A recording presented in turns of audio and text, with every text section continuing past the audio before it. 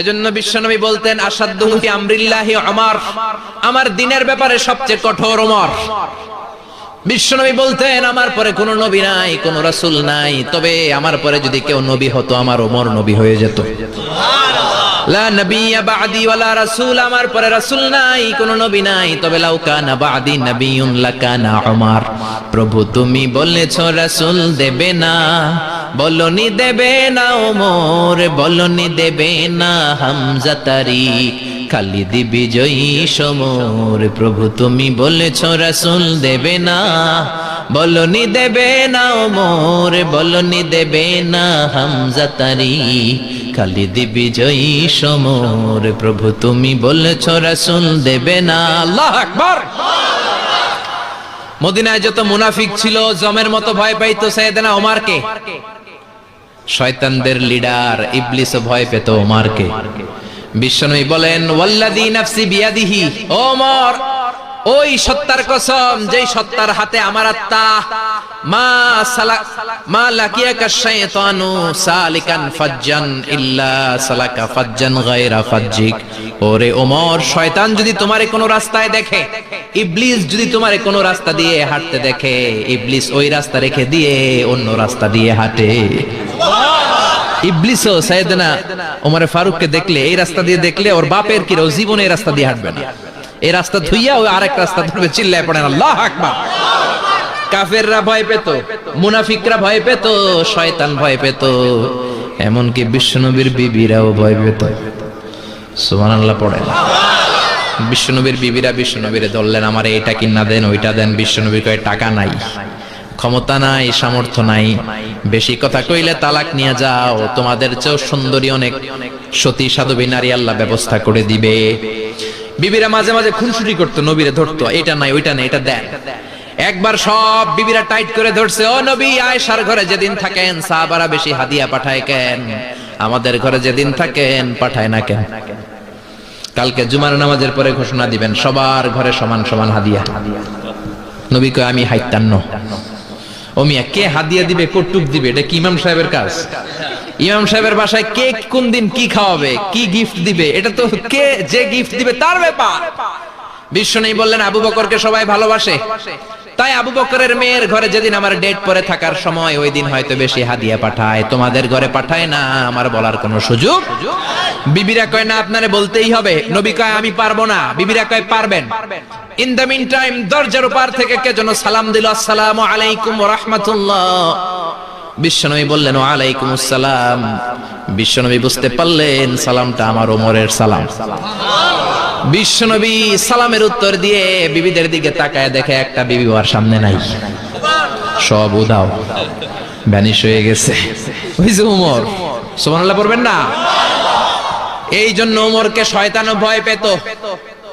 আমাদের বাচ্চাদেরকে, আমার মেয়ে একটা মাত্র মেয়ে, খাইতে চায় না, শুধু আমার মেয়ে না, অধিকাংশ বাচ্চাদের এই অবস্থা। ওর আম্মু দিক দিয়ে খাওয়ায়, আবার দৌড় দেয়, আবার আমি খাওয়াই, আবার কান্নাকাটি করে, বলে গল্প শোনাও, তাইলে খাবো। এখন গল্প শোনাইলেও খায় না। বর্তমান সময়ের ছেলে মেয়েগুলো এরকম, এত জ্বালাতন করে, খেতে চায় না তো বলতে হয় বাঘ আসবে, বাঘ, সিংহ আসবে, সিংহ, সিংহ মামা আসবে, ঘুমাও ঘুমাও, এগুলো আমরা বলি না? বড় দোষী তো আপনারা কি বলেন? বাচ্চা যদি না ঘুমায়, না খাইতে চায়, এগুলাই তো বলে। বাঘ আসবে, বিড়াল আসবে। মদিনাতে ওমরে ফারুক যখন খলিফা, মদিনার কোন বাচ্চারা যদি না খেতে চাইতো, না ঘুমাইতে চাইতো, মদিনার মায়েরা বলতো তাড়াতাড়ি ঘুমাও, ওই যে ওমর আসতেছে, ওমর। আল্লাহু আকবার। কি শাসক ছিলেন সাইয়েদনা ওমর! সবাই সমান, উনার বিধান, উনার রীতি সবার জন্য সমান। মদ খাওয়ার অপরাধে নিজের কলিজার টুকরা ছেলে আবু শাহমাকে 80টা বেত মেরেছে। হাদিসটা দাঈফ, তবে শিক্ষা আছে আমাদের জন্য। 80টা বেত মেরেছে। এক রাওয়ায়াতে পাওয়া যায় বেত মেরে ছেলেটাকে আহত করে ফেলেছে, আর এক রাওয়ায়াতে পাওয়া যায় পিটাতে পিটাতে ছেলেটাকে দুনিয়া থেকে শেষ করে ফেলেছে। ছেলের মুখে গন্ধ পেয়েছে। আর শরীফতা খামরান, কিরে মদ খাইছস? কয় না বাবা, শরীফতু নাবিজ, আমি নাবিজ খেয়েছি। নাবিজ খাওয়া যায়। নাবিজ হচ্ছে রাতের বেলা আরবরা দুধের মধ্যে শক্ত খুরমা ছেড়ে দেয়। 1 কেজি দুধের মধ্যে 10টা শক্ত খুরমা ছেড়ে দিলে সকালবেলা দুধের কালারটা সাদা থাকে না, শক্ত খুরমার রস টেনে ওটা লাল হয়ে যায়, খেতে বড় মজা, এটাকে বলে নাবিজ। কিন্তু সকালেই খেতে হবে। ওইটারে যদি 3 দিন জমায় রাখেন, 4 দিন জমায় রাখেন, ওইটাও গাঞ্জা হয়ে যাবে, ওইটাও তারি হয়ে যায়, মদ হয়ে যায়। সাইয়েদনা ওমরের ছেলে এই কাজ করেছেন, একটু তারির স্বাদ নেয়ার জন্য 4 দিন রেখে দিয়েছে। সাইয়েদনা ওমর বললেন, কি খাইছস? কয় মদ খাই নাই। নাবিজ খাইছস? এদিকে আয়। ইফতাহ ফামাক, মুখ খোল। হা করার পরে মুখের সামনে নাক নিয়ে গন্ধ দেখে, মদের গন্ধ, কলারটা ধরে মসজিদে নববীতে নিয়েছেন। ইন দা মিন টাইম মসজিদে নববীতে জোহরের নামাজ হয়। নিজের ছেলেকে মসজিদে নববীর উস্তুয়ানা বলে, উস্তুয়ানাতু মসজিদুন নববী, মসজিদে নববীর পিলারে বেঁধেছেন। যেহেতু উনি খলিফা, মসজিদে নববীর ইমাম, জোহরের নামাজের ইমামতি করলেন। সালাম ফিরালেন, আসসালামু আলাইকুম ওয়া রাহমাতুল্লাহ, আসসালামু আলাইকুম ওয়া রাহমাতুল্লাহ। সালামের পর বললেন, মাকানাকুম ইনদানা হাদ, সুন্নতের পর বসে যাবেন, আমাদের একটা হদ আছে। আল্লাহর দেয়া যে বিধান, বিচার, এটাকে আরবিতে বলে হাদ, প্লুরাল হচ্ছে হুদুদ। আমাদের হুদুদ আছে, মানে গুরুদণ্ড আছে, বসবেন। হাজার হাজার মানুষ সবাই ওযু করে যখন ঢুকতেছিল, দেখে আবু শামা পিলারে বাঁধা। সবাই তো আশ্চর্য, কি আজীব তামাশা, প্রেসিডেন্টের পোলা বাঁধা। নামাজের পরে বাইরে আসার পরে হাজার হাজার মানুষ তাকিয়ে আছে। কানাঘুষা শুরু হয়ে যায়। সবাই বলে, কি হয়েছে? ওমর কয়, আমার টানাটানি করা যাবে না। এই যে থামেন, এখন টানলে কি হবে আমি জানি, খুব বিশৃঙ্খলা হবে। দাঁড়ায় শোনেন, দাঁড়ায় শুনলে ডবল সোয়াব। আমি চলে গেলে এরপর আপনারা টানাটানি করে ঢুকেন। কথা শুনতেছেন তো? মনোযোগ আছে? লোকদের মধ্যে কানাঘুষা। প্রেসিডেন্টের ছেলে, কেউ কয় ওমর মনে হয় মারবে না, যেহেতু নিজের ছেলে তো একটু ধমকি টমকি দিয়ে ছেড়ে দিবে। কেউ কেউ বলে, না ওমর তো এত সহজ মানুষ না, মদের বিচার তো 80টা বেদ, মনে হয় 40টা মারবে। কেউ কয় না, 80টাই মারবে। ওমর চেয়ারে বসে জল্লাদরে ডাকলেন, বললেন, ইবদা বিসমিল্লাহ, নে চাবুক শুরু কর। বাইতুল মাল থেকে শক্ত সাইজের একটা চাবুক আনবি। জল্লাদ চাবুক এনে দাঁড়ালেন। ওমর বললেন, ইবদা বিসমিল্লাহ, শুরু কর। জল্লাদ মারতে শুরু করেছে। ওয়াহিদ, ইতনাইন, তালাতা, 3টা মারার পরে এক থাপ্পড় মেরে জল্লাদকে 3 হাত দূরে ফেলে দিলেন। ধমক দিয়ে বললেন, তুই চাবুক মারস নাকি চাকরি বাঁচাস? আসলে জল্লাদ কিন্তু আস্তে মারে নাই, দেহের যত জোর ছিল জোর দিয়ে মেরেছে, কিন্তু ওমরের পছন্দ হয় নাই। ওমর বলে, আইন্দাকা তালাতা আইন্দে ওয়াহিদ, তোর হিসাবে চাবুক মারা হয়েছে 3টা, আমি ওমরের হিসাবে মাইর হয়েছে 1টা। চাবুক আমার হাতে দে, আমি 2 নাম্বার থেকে শুরু করি। ওমরে ফারুক 2 নাম্বার শুরু করলেন। 2, 3, এক একটা চাবুক মারে, ছুপ ছুপ করে চামড়া ছিলে, রক্তগুলো মসজিদে নববীর বারান্দার পিলারের মধ্যে লাগে। ওমরের চেয়ে শক্তিশালী দ্বিতীয় কোন পুরুষ মদিনার জমিনে ছিল নাকি? ওমরের হাতের মাইর।